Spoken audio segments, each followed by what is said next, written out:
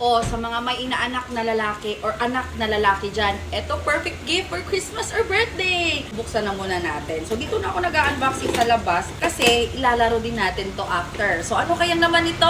For sure, mga chikiting yung lalaki at mga inaanak magugustuhan to. So we have this remote control car. Tada! So ipapa-assemble ko muna kay Bobby bago natin lalaruin ha.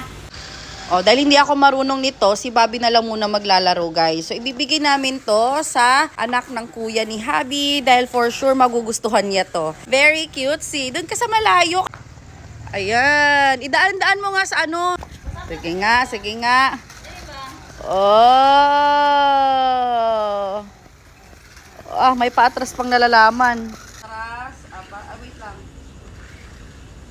Atras, atras. Hop, ya. Ikot-ikot lang, ikot-ikot. So guys, sorry kung maingay yung palm ko, pero ito po siya kalaki. For sure, magugustuhan to ng mga chikiting, mga anak nyo at mga inaanak nyo. Ay, syempre, ano pang inaantay nyo? I-check out na!